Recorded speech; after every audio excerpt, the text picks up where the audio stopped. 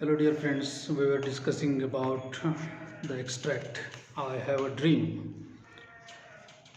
We have already discussed an introduction about Martin Luther King Jr. and also discussed some part of the extract. We are going forward now. We have also come to this hallowed spot to remind America of the fierce urgency of now. Fierce means acute. This is an urgency in America that Negro people are suppressed, Negro people are humiliated, and we come here to take a justice. This is no time to engage in the luxury of cooling off or to take the tranquilizing drug of gradualism. Now is the time to make real the promises of democracy. Though the democracy was implemented before 100 years ago in America, still Negroes are facing captivity or humiliation or discrimination. So now is the time to make the real promises. What promises made by American democracy to all the people, including white and Negroes? We want to keep that promises with Negroes also. Now is the time to rise from the dark and desolate valley of segregation to the sunlight path of racial justice. We want racial justice from you. We want to overcome from the valley of segregation. Now is the time to lift our nation from the quicksands of racial injustice to the solid rock of brotherhood. Brotherhood is the principle which is given by Martin Luther King Jr. because he tries to convey the message that Negroes and whites are brothers here. He wants to say that our nation, that is America, should come from quicksands of racial injustice to the solid rock of brotherhood. Our nation should follow the brotherhood. That is quite important and essential for the Negro people also. Now is the time to make justice a reality for all of God's children. Everybody is the child of God. This is the principle said by Martin Luther King Jr. It would be fatal for the nation to overlook the urgency of the moment. That will be beneficial for the nation.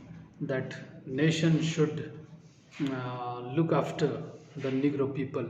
At the same time, look towards this situation is a serious one.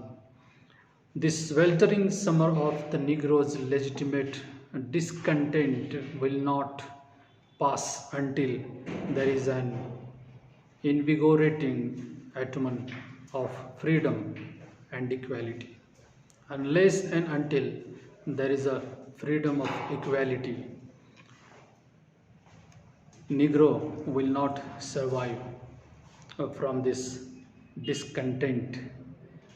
Legitimate discontent. Legitimate means legal discontent. Discontent means here aggression, legal aggression. This is the legal aggression of Negro people, that they want justice, they want to destroy discrimination against them, they want to destroy humiliation against them. 1963 is not an end but a beginning. The procession held in 1963, but this is not an end. This is the beginning of getting a freedom from almost each and everything. Those who hoped that the Negro needed to blow off steam and will now be content, will have a rude awakening if the nation returns to business as usual. There will be neither rest nor tranquility in America until the Negro is granted his citizenship rights. You will come to know, if you read all the speech minutely and keenly, that there were no citizenship rights to Negro people in America, though America was free before 100 years ago. So the demand of Negro people is that they want citizenship rights, they want freedom, they want freedom from the captivity, they want freedom from humiliation and harassment, and they want equal rights as white people are getting. The whirlwinds of revolt will continue to shake the foundations of our nation until the bright day of justice emerges.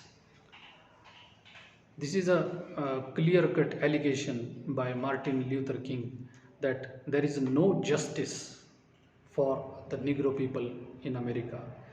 They want justice, and unless and until they get justice, the revolt, whirlwind of revolt, this is a revolt against the system. The whirlwind of revolt will continue. The procession will continue in the leadership of Martin Luther King. And that is something that I must say to my people who stand on the warm threshold which leads into the palace of justice. In the process of gaining our rightful place, we must not be guilty of wonderful deeds. Let us not seek to satisfy our thirst for freedom by drinking from a cup of bitterness and hatred. Here, Martin Luther King appeals to all the people participated in the procession that they should not hate white people. They should not use bitter words against white people. They should not do any kind of act against white people, because this procession or this revolt is not against the white people, but this is the procession or the revolt against the system implemented in America against Negro people. So, if we want to satisfy, or if we want to take justice from the system, we should not do any such kind of a thing that will cause of hatred towards the white people. We must never conduct our struggle on the high plane of dignity and discipline. Our struggle should be disciplined. Our struggle should maintain dignity. We must not allow our creative protest to degenerate into physical violence. Again and again, we must rise to the majestic heights of meeting physical force with soul force. The physical action should be related to your soul, and that will be definitely beneficial for this procession. We should process our revolt with dignity and discipline. Again and again, we must rise to the majestic heights of meeting physical force with social force. The marvelous new militancy which has engulfed the Negro community must not lead us to a distrust of all white people. Some white military people are giving trouble to Negro people, but that doesn't mean that all white peoples are bad. For many of our white brothers, white people are there definitely who supporting us, who supports our procession, who supports our rights, as evidenced by their presence here today. Some white people are also there in that procession when Martin Luther King is delivering this lecture. So he says that some white people are with us, some white people are our brothers, they support us. So we should not blame white community or white people for their bad deeds. For many of our white brothers, as evidenced by their presence here today, have come to realize that their destiny is tied up with our destiny. The destiny of white people and the destiny of Negro, that is black people, are the same. They are with us, they are tied up with us, and that's why their and our destiny is the same. So we should not blame, we should not hate white people at all. So this is the basic thinking of Martin Luther King while doing a procession against the system. Martin Luther King, through this speech, wants a justice for the Negro people. Remaining part of the extract we will see in my next lecture. Thank you.